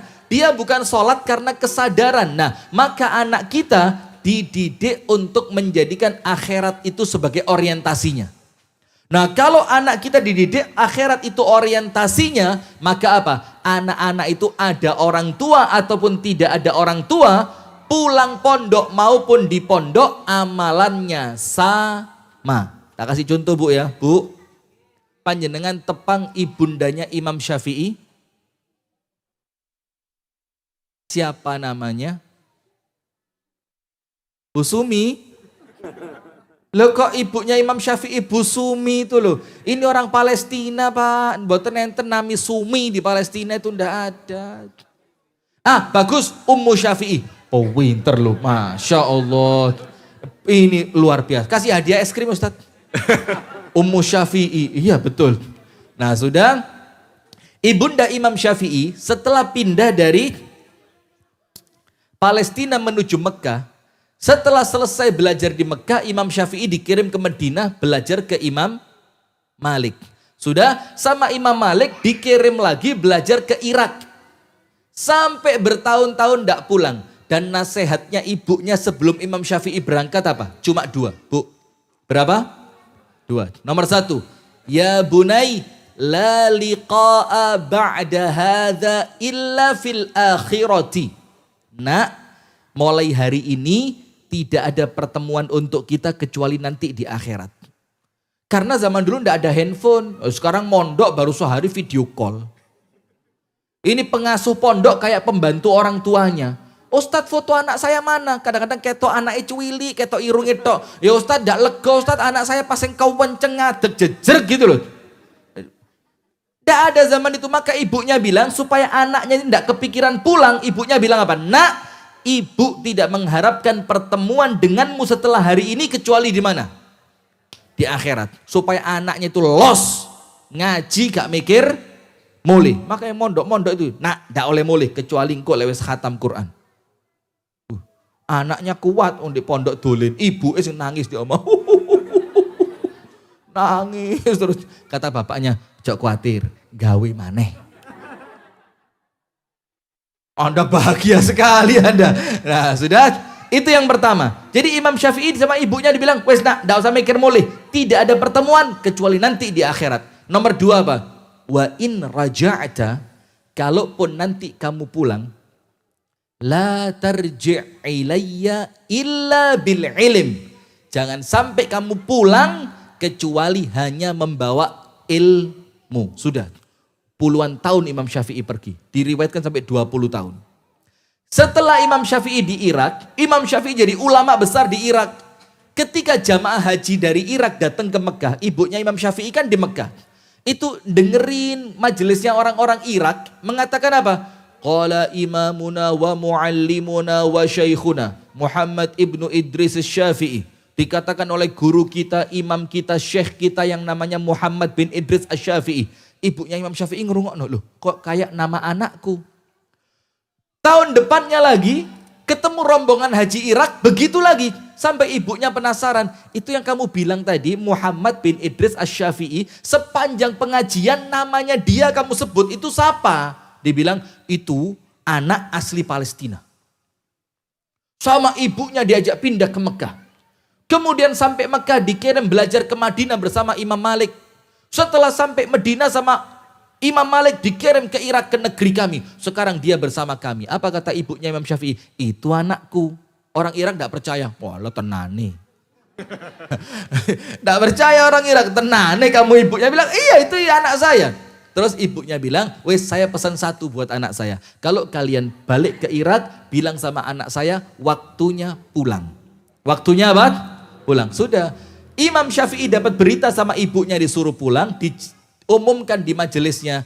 Insya Allah bulan depan saya akan pulang balik ke kota Mekah karena perintah dari ibu saya. Orang Irak dengar itu langsung semuanya urunan. Ada yang ngasih unta 20, ada yang ngasih unta 70, ada yang ngasih unta 100, ada yang ngasih kuda, ada yang ngasih kain, ada yang ngasih emas, ada yang ngasih perhiasan. Lengkap. Sampai 1 bulan ketika Imam Syafi'i berangkat ke Mekah, rombongannya Imam Syafi'i pulang, itu mengalahkan kafilah dagang. Lengkap. Sampai di pintu gerbang kota Mekah, Imam Syafi'i ngirim utusan muridnya, lapor dulu sama ibu saya, bilang anaknya sudah sampai di Mekah, boleh masuk enggak? Oh, adab ini. Enggak seperti sekarang ibu di prank. Ibunya lagi kora-kora di dapur gitu. Anaknya bilang, prank. Mereka ibu mampus. Mati ibunya. Na'udzubillah. Enggak jadi ceria ini, langsung sedih ya kan? Ini izin dulu. Bilang, cari rumahnya. Ketemu rumahnya, muridnya bilang, Bu, saya muridnya anak kamu, Muhammad bin Idris Asy-Syafi'i. Ini sudah sampai di pintu gerbang kota Mekah, minta izin kepadamu untuk masuk. Apa kata ibunya? Wa ma ma'ahu. Dia bawa apa? Ini muridnya enggak tahu. Dikira ibunya Imam Syafi'i seperti kita ini kendonyan. Iya, mulai nggawa apa? Mobil. Wapi. Nggawa apa? Bawa emas. Top. Mulai nggak apa, gak apa-apa, kau balik. Loh. Dikira muridnya Imam Syafi'i, ibunya seperti itu diceritakan, dia bawa 3 kali lipat kafilah dagang. Wah, ada unta, ada kuda, ada emas, ada kain, semuanya lengkap. Apa kata ibunya Imam Syafi'i? Murhu bi an yarji'a ilal Iraq. Murhu bi an yarji'a ilal Iraq. Balik sana, ngomong sama anak saya, suruh pulang ke Irak lagi, jangan masuk Mekah. Balik itu murid, tung. Kata ibu, panjenengan ndak boleh masuk, disuruh balik ke Irak. Loh, mesti salah ngomong kamu. Kamu tadi ngomong apa? Loh, saya ngomong apa adanya. Dia bawa lebih besar daripada kafilah dagang. Ada unta, ada kuda, ada kain, ada emas. Ya keliru kata Imam Syafi'i. Ngomong sama ibu saya, Syafi'i ndak bawa apa-apa. Sudah, balik dia. Itu hartanya Imam Syafi'i, semuanya dibagikan kepada penduduk Mekah. Dan diriwayatkan dalam cerita tadi, hari itu di Mekah tidak ada orang miskin. Semuanya kebaikan hartanya Imam Syafi'i. Setelah habis, muridnya balik. Bu, Syafi'i minta izin masuk. Wa ma ma'ahu, dia bawa apa? La syai'a illal ilm. Tidak ada sesuatu yang dia bawa kecuali ilmu. Ini marhaban bis Syafi'i. Selamat datang untuk Syafi'i. Nah, maka anak-anak kalau mondok jangan diributi duit. Kon kok kerja apa le? Sarungan tok maca kitab. Ra ngerti masrah kayu, ra ngerti matun, ra ngerti apa lagi mak? Bu, apa? Ra ngerti tandur, ra ngerti nukang, sarungan tok enteng-enteng, kitab. Ndak, kalau anak mondok ikhlaskan, tawakalkan kepada Allah, ojo diributi duit. Ngomong sama dia, nak, rezekimu di tangan Allah, berangkat. Terus anaknya balik, tapi ya disangoni mak, oh ya lali. Sudah, sama maknya pak, sangoni. Ya wes kiri, kawan le, 30 juta. Wah. MMQ berapa juta Ustadz, sangunya anak sekolah ini? Santri berapa sangunya, berapa? 100. Sehari 100. Berapa hari itu? Cukup. Mana? Abahnya yang mana? Ya Allah kok tuwego men ya Allah. Enggak, banyak 100 ini ya, kurang lebihnya begitu. Wallahu taala a'lam bissawab. Masya Allah, ini karena waktu Ustaz ya, Nah. mempertahankan tadi fitrahnya anak-anak supaya besok bisa bangun pagi. Kita tutup dengan mungkin ini satu kejadian yang relate dan banyak terjadi. Itu kisah anak yang tertukar Ustaz. Jadi suatu hari si orang tua ini meminjamkan gadgetnya kepada anak, kemudian anaknya kan sambil lari-lari main begitu ya, terus terjatuh. Nah, ternyata yang dikhawatirkan orang tuanya adalah HP-nya. Bukan anaknya. Bukan anaknya, bahkan anaknya yang dimarahi. Padahal HP-nya udah ada pelindungnya, pengamannya, screen-nya udah terproteksi. Iya. Nah itu, terus kemudian anaknya nangis, nah berarti kan ini bukan lagi tangis dalam cinta, tapi tangis dalam duka. Satu penutup untuk pertemuan malam hari ini tentang tangis dalam cinta. Monggo dimulai dari Ustaz Hatta, kemudian dilanjutkan Ustaz Rifki. Tafadhol. Bismillahirrahmanirrahim. Bunda yang dirahmati Allah, anak-anakku. Pernah lihat kepompong ya nak ya? Kepompong, pernah lihat? Entong itu ya. Yang menarik ketika kita melihat prosesnya, bagaimana proses metamorfosa dari ulat menjadi kupu-kupu, melalui proses puasa panjang dan seterusnya. Seakan-akan Allah hendak menyampaikan sebuah pelajaran besar bagi manusia, ibrah yang kemudian kita lihat dari peristiwa tersebut, bahwa untuk menjadi bentuk yang indah, tampilan yang istimewa, ada sebuah proses yang panjang, proses yang menyakitkan, proses yang dipenuhi dengan tangis. Dan yang menarik ketika ulat itu sudah mulai menjadi kupu-kupu dan akan keluar, kekot-kekot istilahnya. Dia gerakkan tubuhnya untuk keluar. Kalau misalnya panjenengan mesak nih, digunting saja itu bagian kepompongnya, bagian bawah, dia bisa keluar, tapi setelah itu dirubung semut mati, Mas. Allah Subhanahu wa taala menjadikan proses ketika dia berupaya untuk keluar dari kepompong itu adalah untuk menguatkan sayapnya. Rekodoyo, capek, lelahnya dan seterusnya itu dalam rangka menguatkannya sehingga ketika dia keluar benar-benar siap menghadapi kehidupan sebagai seekor kupu-kupu. Maka kalau bunda, ayah, panjenengan semua itu memudahkan anak dengan cara yang melawan fitrah sebagaimana kepompong ini, maka anak-anak kita sebagaimana kupu-kupu yang tadi tidak tumbuh kuat, tangguh, tapi justru akan dirubung semut. Dia akan menjadi hamba Allah yang mati di tengah kehidupannya. Maka bunda yang dirahmati Allah, monggo sareng-sareng kalau menurut saya di ujung kalimat hari ini ya, kesempatan yang diberikan oleh Gus Abu Shanum, jadikan diri kita sahabat terbaik buat anak, pentarbiyah yang Allah amanai agar kiranya mereka tumbuh, kembang, dewasa, menjadi orang-orang yang bisa bertanggung jawab atas diri. Dan pesan saya, dan harus saya garis bawah ini, anak-anak yang ada di MMG ini, itu kan fase-fase menuju balik. Biasanya kita itu orientasinya pada baliknya, lupa pada pasangannya yang bernama akil. Padahal harusnya mereka itu tumbuh berbarengan antara akil dan baliknya. Usianya sudah balik, sudah menstruasi, sudah mimpi basah, tetapi kemampuannya memilah hak dan batil tidak muncul. Kemampuannya untuk membedakan mana yang wajib, mana yang sunnah belum kelar. Artinya kita tidak menjadi penghantar mereka yang baik menuju usia akil dan baliknya. Maka monggo, karena usia di masa balik mereka itu tanggung jawab sudah pada diri mereka masing-masing, kita siapkan yang terbaik buat putra-putri kita, meskipun harus dengan tangis-tangis tadi itu. Tidak ketemu lama, tidak ketemu panjang, masa perpisahan yang waktunya memang tidak sedikit, semuanya kemudian akan terbayar di saatnya nanti, di waktunya nanti insya Allah. Itu mungkin pesan sederhana kami, semoga ada manfaat yang bisa dipetik. Billahi taufik wal hidayah. Assalamualaikum warahmatullahi wabarakatuh. Waalaikumsalam warahmatullahi wabarakatuh. Jazakallah khair Ustaz Hatta atas closing statementnya. Tafadhol Ustaz Rifki. Baik, disebutkan dalam Al-Quran Allah Ta'ala berfirman, wa innahu huwa adhaka wa abka. Dan dialah Allah, dia satu-satunya yang menjadikan kalian tertawa dan menjadikan yang lain menangis. Disampaikan oleh para ulama, antara tangis dan tawa itu keniscayaan orang hidup di dunia. Tinggal kita pilih waktunya.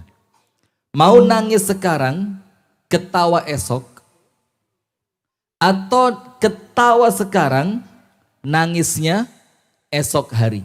Maka orang yang di dunia banyak tangisannya, dia akan tertawa di akhirat. Dan orang yang di dunia banyak ketawanya, maka dia akan nangis di akhirat. Nah, maka proses pendidikan anak sekarang tidak apa-apa, wajar kalau banyak tangisan-tangisannya. Tapi kenapa? Nanti insya Allah ketika kumpul bareng di akhirat, Anda akan ketawa semuanya. Nah, maka untuk orang tua, kalau ada anak panjenengan mondok, jangan dibikin tambah ngalem. Jangan dibikin apa?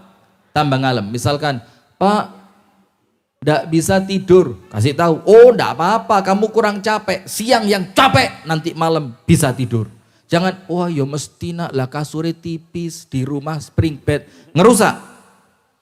Mak atau mah tidak bisa makan, nasinya keras. Bilang, oh tidak apa-apa, nanti kalau terbiasa makan nasi yang keras, kalau kamu pulang di rumah terasa enak makanannya. Nah jadi jangan oh nanti tak teleponkan ustadznya ya, wih guys bayar larang kok segone sih keras. Nah jangan, jadi orang tua jangan ngerusak mentalnya siapa?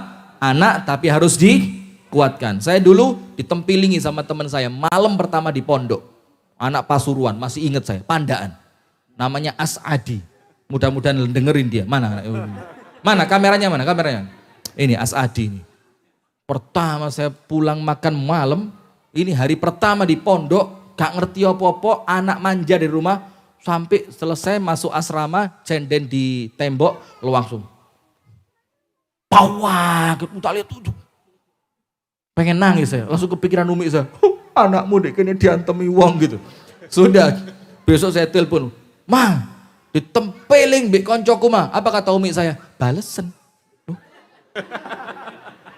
Saya kira disuruh pindah, disuruh pulang gitu apa, ternyata apa? Balesen. Ojo kok Jarno, lek kok Jarno meneh ditempeling mana? Malamnya saya nunggu lagi. Saya nunggu saya. Ayo tempilingan. Ternyata enggak. Waduh, gak ada kesempatan balas dah. Maka jangan khawatir. Tidak akan datang kesempatan 2 kali. Sekali tempeling langsung sikat, pat. Insya Allah besok dah nyesalan. Oh ini pengajaran rusak ini. Wallahu ta'ala a'lam bissawab. Silakan Abu Shanum. Masya Allah. Ustaz, satu kata ya tadi. Enggak, maksudnya satu kata untuk kisahnya Ustaz. Mbeti. Oh ada yang bilang cocok. Masya Allah. Ini kami mohon maaf sekali karena waktu ya, sehingga tadi sesi untuk tanya jawabnya kita hilangkan. Insya Allah di kesempatan yang lain, dan mohon maaf juga untuk pemirsa online yang ada di YouTube maupun di Facebook. Insya Allah pertanyaan kami simpan untuk dijawab di kemudian hari insya Allah.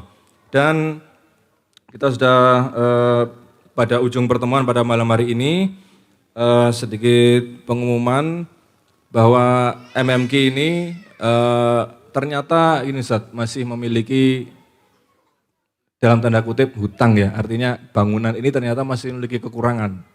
Nah, nanti bisa dikorek informasinya ke Ustadz Dika bagi yang berdonasi ingin membantu melengkapi bangunan ini, kebutuhan bangunan ini, monggo silahkan nanti menghubungi pihak MMQ atau Ustadz Dika, karena ini juga selain untuk jariah kita, ilmu bermanfaat, pokoknya semua aspek-aspek pahala yang mengalir itu ada di sini ya, mulai dari ilmu yang bermanfaat, terus sedekah jariah dan anak yang soleh. Anak soleh insya Allah yang di sini semua. Amin amin ya rabbal alamin. Dan kita tutup pertemuan malam hari ini yang paling terakhir doa nggih Ustaz agar semakin berkah acara keseluruhan acara pada malam hari ini dari mulai pembukaan hingga penutupan. Monggo kami persilakan Ustaz Hatta nggih. Bismillahirrahmanirrahim. Allahumma salli ala Muhammadin wa ala alihi wa sahbihi ajma'in. Allahumma salli ala Sayyidina Muhammadin wa ala alihi wa sahbihi wa sallam. Alhamdulillahi rabbil alamin. Hamdan syakirin, hamdan naimin, hamdan yuafi ni'ama yukafi'u mazidah. Ya Rabbana lakal hamdu kama yanbaghi li jalali wajhika wa azimi sultanik. Allahumma ya Allah ya Rahman, ya Rahim, ya mujibas sa'ilin. Rabbana hablana min azwajina wa dhurriyyatina qurrata a'yun waj'alna lil muttaqina imama. Allahumma ya Allah anugerahkan atas kami seluruhnya pasangan anak-anak dzurriyyah yang salih-salihah yang qurrata a'yun yang akan menjadi penyejuk pandangan mata dan penentram hati kami, dan jadikan keluarga kami ya Rabb pemimpin bagi hamba-hambamu yang bertakwa. Rabbana amanna bima anzalta wa taba'na rasul faktubna ma'asyahidin. Rabbana ighfir lana wa liwalidayna warhamhuma kama rabbayana shighara. Rabbana la tuzigh qulubana ba'da idh hadaitana wa hab lana min ladunka rahmah innaka antal wahhab. Allahumma arinal haqqa haqqa warzuqna ittiba'ah wa arinal batila batila warzuqna ijtinabah. Rabbana atina fid dunya hasanah wa fil akhirati hasanah wa qina adzabannar wa adkhilnal jannata ma'al abrar ya aziz ya ghaffar ya rabbal alamin. Subhana rabbika rabbil izzati amma yasifun wassalamun alal mursalin walhamdulillahi rabbil alamin. Amin amin ya rabbal alamin. Alhamdulillah akhirnya kita berada di ujung pertemuan yang mulia ini pada malam hari ini. Kami ucapkan terima kasih kepada kedua gurunda kita. Semoga kita dapat ketemu kembali ya Ustaz. Kita berbincang lagi, kita thalabul ilmi lagi. Karena tentu masih banyak ilmu-ilmu yang masih belum kita unduh dari beliau berdua ini. Untuk itu pada kesempatan malam hari ini kita tutup dengan doa kafaratul majelis. Subhanakallahumma bihamdik asyhadu an la ilaha illa anta astaghfiruka wa atubu ilaik. Ada kekurangan, ada sesuatu yang kurang berkenan di hati para pemirsa dan jamaah sekalian, kami mohon maaf yang sebesar-besarnya. Assalamualaikum warahmatullahi wabarakatuh.